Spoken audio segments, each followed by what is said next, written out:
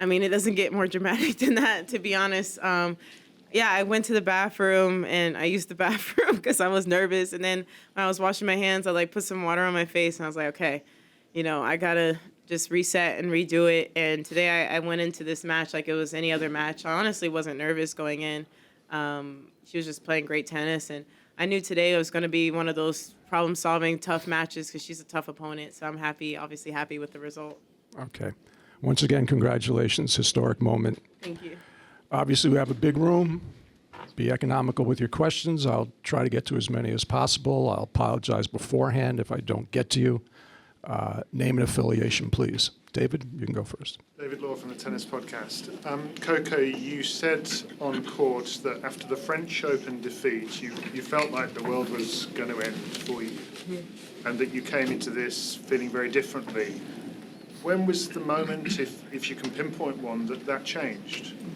Honestly, I feel like probably this French Open is honestly where it changed. Because I felt pressure to back up the final, and I obviously didn't. So I was like, okay, well, I got to reset. And then Wimbledon happened, and that was a tough loss because I thought I was playing good tennis leading up to that. And today it wasn't really a change in the match mentality. I felt like I was playing as good as I could in the moment. She's a tough power player, so it just keeps you always playing on your back foot, honestly, against her. So I was just trying my best. But there was nothing I think the momentum did shift a little bit in that when I passed her on a backhand cross-court pass and I got the crowd involved. And after that, I feel like I just knew I was coming home with this. Okay. On the left, Matt. Coco, Matt Futterman from the New York Times. When in this tournament did you start to think that this was really a realistic possibility, that this was going to be your year? I mean, I know you always go into things, you're a competitor, believing it, but I would imagine, or maybe I'm completely wrong, that as the 2 weeks went on, it started to become more real, and you started to have those visions. Honestly, I didn't have any of those visions till last night.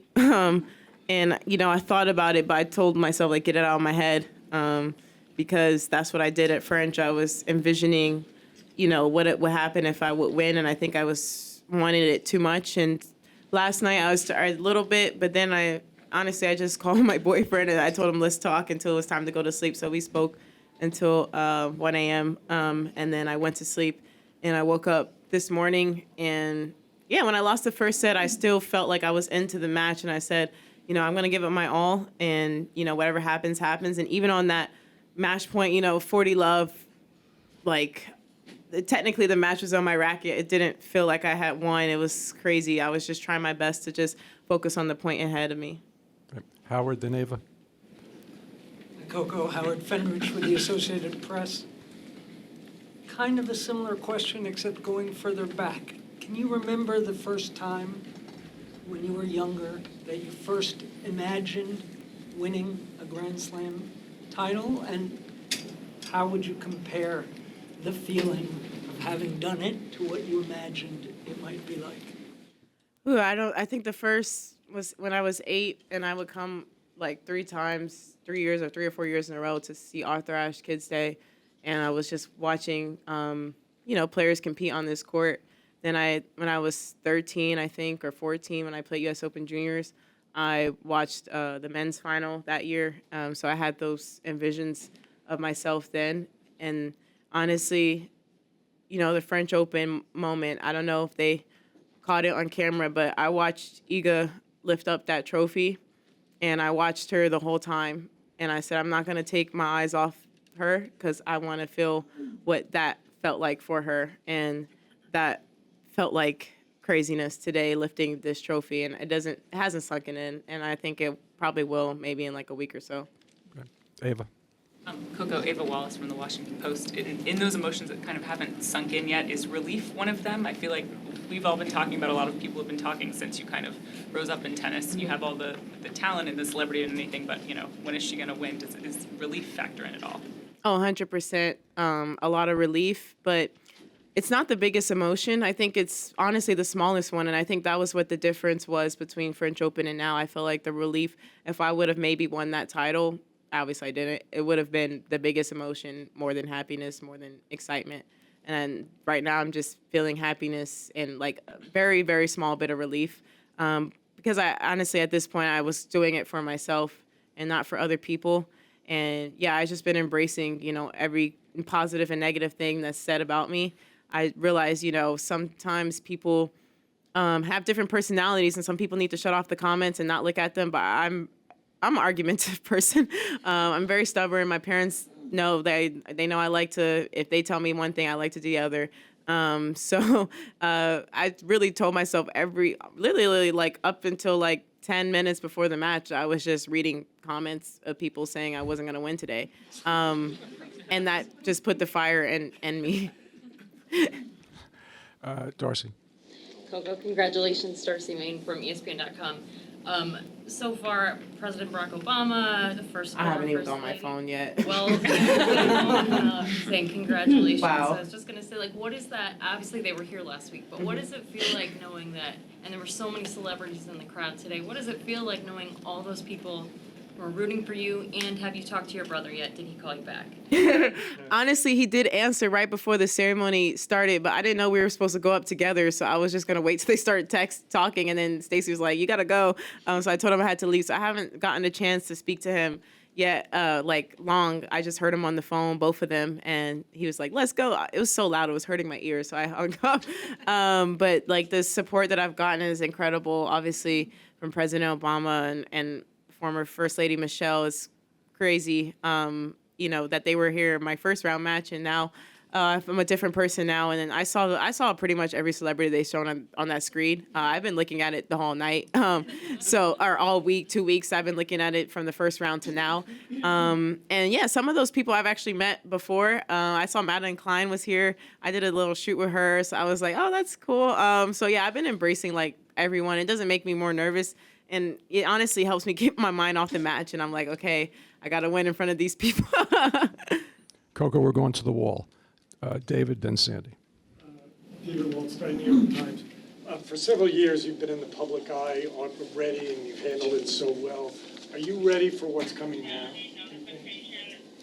I mean, I feel like, this is a big achievement, but honestly, I feel like it's been like I've been so used to this since I was basically 15 years old, in high school, doing online school, just used to it. I mean, I'm sure it might be a much bigger scale now because of this achievement, but I'm ready. I mean, I embrace it. I know how to keep my peace, but also embrace all of this around me. And yeah, I think the pressure has been a little bit taken off a little bit. And I still am hungry for more, but yeah, I'm just going to enjoy this and try not to look into the future. Sandy. Coco, Sandy Hall at Miami Herald. Can you talk a little bit about the advantage of growing up in South Florida to become a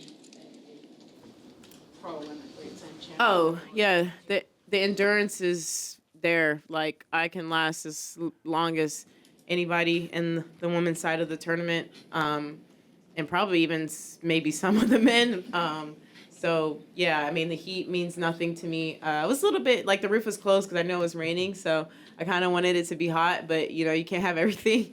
And, yeah, it definitely helped me. And I think against my Caroline Wozniacki match, against Andreeva and against Ostapenko, though, that was crucial, I think, especially against the quarters, I think. I don't even remember what round that was. I think that was the quarters. Especially in that match, it helped a lot because it was smoking hot that day. So South Florida has helped me a lot prepare for these moments. Brian. Brian Lewis, New York Post. I'm wondering if you can, I guess, analyze and articulate what was going through your mind when you've talked about embracing, when you're hugging your family, what was going through your mind at that moment? Nothing. Honestly, I was just like, whoa. And yeah, when I hugged my dad, and I didn't see him, because he went immediately for the embrace, but I heard him crying, and he doesn't like when I say that, but I've never seen that man cry in my life with everything that's happened. Yeah, I've never seen him cry. And my mom, I knew she was going to cry regardless if I won or lost, so I wasn't really surprised with that. But man, honestly, nothing. Like the whole time I was saying to myself, like, oh my goodness. I was like, how is this real? And then I think a little bit when I sat down after hugging them on back before the ceremony, I felt like I felt real in that moment. But when I was going to hug them, I almost forgot to shake the ref's hand. Like, it was a crazy moment. Okay, Russell. Coco, Russell Fuller, BBC. How difficult has it been, in all honesty, to deal with the expectations that people have had of you since what happened at Wimbledon as a 15-year-old? It's been difficult. I mean, it's been a long journey to this point. I wasn't a fully developed player, and I still think I have a lot of development to go at that moment. And I think people put a lot of pressure on me to win, and I felt that at 15 that I had to win a slam at 15. And I think that was, not the mistake, because everything led to this moment, so there was no mistakes, but that was like a little bit of the pressure that I was feeling. And now I just realized that I just need to just go out there and try my best. I mean, it was to the point where I remember I lost one turn when I was 17, and there was a stat. They were like, oh, she's not going to, win a slam before Serena's age. So it was like stuff like that, I felt like I had a time limit on when I should win one. And if I won one after a certain age, it wouldn't be an achievement. But yeah, it's just crazy the amount of things that I've heard or seen about myself, but I'm really happy of how I've been able to manage it all. Okay, Meredith. Hey, Coco, Meredith Cash from Insider. Congratulations. There's been a video of you here as a young girl watching. Yes. I'm curious if you could go back and speak to her. What would you tell her now? Man, I don't even know if I was that little girl. Like, she had the dream, but I don't know if she fully believed it. As a kid, you have so many dreams, and as you get older, sometimes it could fiddle away. And I would tell her, don't lose that dream. Honestly, I felt like I lost a little bit of the dream as this journey has gone, but I would tell her, don't lose the dream, and just keep having fun. As you can see in the video, I loved being on Ash, whether it was in the crowd or on the court. So I would just tell her, just keep working hard and keep believing in that dream, and don't let the doubters diminish that. Richard. Richard Osborne, USOpen.org. Congratulations. Thanks. You grew up idolizing Venus and Serena, and just what's it like to look at that trophy there and see your name on there with them? Yeah, it's crazy. I mean, they're the reason why I have this trophy today, to be honest. They've allowed me to believe in this dream. Growing up, there wasn't too many just black tennis players dominating the sport. It was literally, at that time when I was younger, it was just them that I can remember. And obviously more came because of their legacy, so it made the dream more believable. But all the things that they had to go through, they made it easier for someone like me to do this. You look back at the history with the Indian Wells, with Serena, all she had to go through, Venus fighting for equal pay. It's just it's crazy, and it's an honor to be in that kind of lineup and as them, and I'm looking at it. And she's won this a lot of times. Yeah. Coco in the back. Hi, Coco. Catherine Whitaker, Tennis Podcast. Congratulations. I just wanted to pick up on what you said a couple of answers ago about there being moments where the dream died a bit or faded. When were those moments? I would say it wasn't, I would say for sure a little bit after the Wimbledon loss, honestly. People, I don't know, I just felt like, people are like, oh, she's hit her peak and she's done. And it was all hype, and I see the comments. People think I don't see them, but I'm very aware of tennis Twitter. I know y'all usernames. So I know who's talking trash, and I can't wait to look on it on Twitter right now. But no, so yeah, a little bit after that. And honestly, after that, I was like, okay, I have a lot of work to do. And then I think it restarted again after DC because I felt like I had the belief, but it wasn't fully there because a 500 to a Grand Slam is a way different level. But yeah, I think after that loss and slightly in the 2020 year with the COVID thing, and I felt like I had that was a rough year too. So I think this means a lot to me, and I wish I could, give this trophy to my past self so she can be like, all those tears are for this moment. Andrew. Andrew Jones, ESPN, and say Gloria Dion Gauff, Grand Slam champion at age 19, and following that tradition, Stephanie Thea Gibson to Serena Venus, as you mentioned, and then now with Sloane and Naomi, to be the latest black woman to win this title and that feeling, and reminding yourself that you're a teenager in the hardest era ever for a teenager to not only win a slam but compete. You just describe that mental focus and reminding yourself that message. And whether if you wanted them to play OC Genesis, I'm in love with the Coco. No, I do not want them to play that because it does not mean my name. It means something else. So, oh no. But sometimes people in the crowd do say that, and I'm like, yeah, that's cute, but please no. But yeah, I mean, it's an honor to be in that stat with Althea Gibson, Serena, Venus, Naomi, Sloane. They, paved the way for me to be here. I remember Sloane winning this trophy in 2017. I had lost in the finals of the Junior US Open. And, it was an inspiring moment for me to see her win because I grew up watching her and I've known Sloane since I was 10 years old. And then obviously Serena, Venus, I mean, words can't describe what they meant to me. And I hope that, that I am a continued of a legacy. I hope that another girl can see this and believe that they can do it. And hopefully their name can be on this trophy too. Okay, we'll take a couple more. Dan. Yeah, Dan Walken, USA Today. About the match today, Coco, I'm sure you went in trying to get depth. How were you able to actually do that in the second set, technically? And is that something you might have not been able to do, before this run started and the confidence you gained through it? Yeah, it was hard. The first set, I was hitting balls so short, and I was like, why are they going so short? And my team was telling me to get depth, and I was like, I'm trying. And I was trying to, it was hard to redirect the ball where I wanted to go because, like I said, she's always on the front foot, always hitting so fast. But, I've told myself, hey, just aim for the baseline because before I was aiming for slightly inside the baseline, which is what I normally do because you don't want to aim for the baseline. But I was like, clearly that wasn't enough. So I was telling myself to aim for the baseline because I'll probably miss short more so than long. And honestly, I think I didn't have too many errors long. I was more so her hitting winners or forced errors. So I was just trying to stay in the match. I mean, I knew she was going to go out there swinging. And I knew that, I wasn't going to be able to win this match the way I like to play. I don't like to play the way that I played today, running around the court. That's not, it's fun, but, it's not as fun as hitting winners. So, but I knew going into the match, that was going to have to be the way I was going to have to play today against her. Okay, we're going to take two more. Young lady in the back and then Bill. Yes. Hi, Lola Fadula for the New York Times. You've talked a lot about how your parents have helped you stay grounded and keep perspective. Are there any specific mantras that they've said to you over the years that you repeat to yourself during difficult moments that help you stay confident?